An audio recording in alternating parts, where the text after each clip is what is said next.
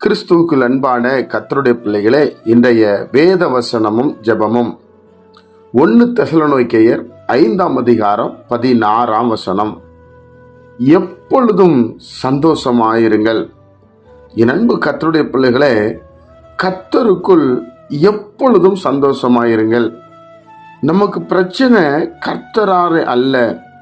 ஒரு பக்கம் சாத்தானுடைய தந்திரங்கள் இருக்கலாம், இன்னொன்று மனிதர்கள் மூலமாய் பிரச்சனை வரலாம், சமுதாயத்தின் மூலமாய் பிரச்சனைகள் வரலாம். ஆனால் கர்த்தரால நமக்கு எந்த பிரச்சனை இல்லை. அதனால நீங்களும் நானும் கர்த்தருக்குள்ள சந்தோஷமா இருக்க வேண்டும் என்று வேத புஸ்தகம் நமக்கு வலியுறுத்துகிறது. என்னுடைய பிள்ளைகளே, அப்ப எப்பொழுதும் கர்த்தருக்குள்ள ஒரு சந்தோஷம் நமக்கு இருக்க வேண்டும், மகிழ்ச்சி இருக்க வேண்டும்.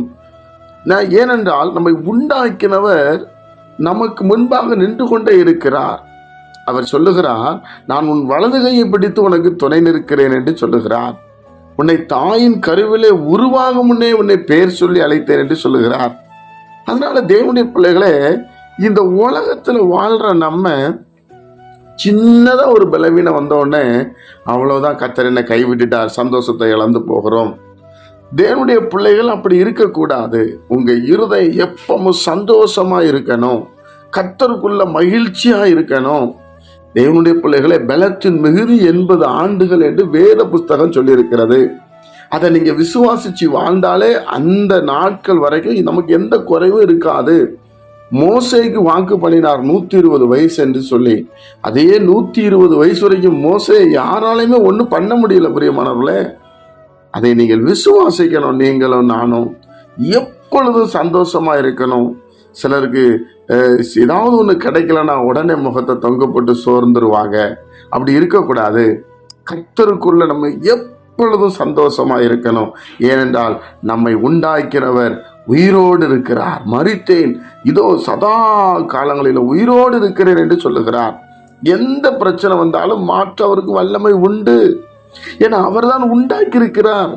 பிரச்சனை நீக்குவதற்காக நம்ம பக்கத்துல இருக்கிறார், நம்மளை பார்த்து கொண்டே இருக்கிறார். சொல்லுங்க, உள்ளங்கையில உன்னை வரைந்து வைத்திருக்கிறேன் என்று சொல்லுகிறார். தேவனுடைய பிள்ளைகளை, சந்தோஷத்தை இழந்து போகாதிருங்கள். எந்த காரியத்தை கொண்டு இழந்து போகாதிருங்கள். கட்டாயம் கர்த்தர் நிச்சயமாக நம்மளை அந்த சந்தோஷத்தை கேட்ட வழியில நடத்த அவர் உண்மையிலவராக இருக்கிறார். அந்த இடத்துல உடனே ஒரு ஜெபம் பண்ணிருங்க. சோர்வு ஆளுகை செய்கிறதா, பலவீனம் ஆளுகை செய்கிறதா? தேவனுடைய பிள்ளைகளை, சரீரத்துல பலவீனம், சுகர் இருக்குது, சரீரத்துல கட்டி இருக்குதுன்னு அப்படி பயந்து சந்தோஷத்தை இழந்து போயிட்டீங்களா? தேவனுடைய பிள்ளைகள், தயவுசெய்து சொல்லுகிறேன், சந்தோஷமா இருங்க. கர்த்தர் இருக்கிறார், அவர் நடத்துவார். நடக்காததை ஏன் நினைச்சு நீங்க சோர்ந்து போறீங்க? அதை நடக்காதபடியே தேவன் நடத்துவார். உங்கள் மேலும் என் மேலும் அவர் நினைவா இருக்கிறார், உயிரை கொடுத்திருக்கிறார்.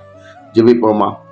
பரிசுத்த பிதாவே, உம்முடைய குமாரன் இயேசு கிறிஸ்துவின் நாமத்துல வருகிறப்பா. ஆண்டவரே, நாங்கள் எப்பொழுதும் உமக்குள்ளே சந்தோஷமா இருக்க எங்களுக்கு கிருபை செய்யுங்கப்பா. எங்க உள்ள உற்சாகத்தினால் நிரம்பட்டும் சுவாமி. வேத வசனத்தை கொண்டு எங்களோடு இடைபடும்படி ஜெபிக்கிறோம்.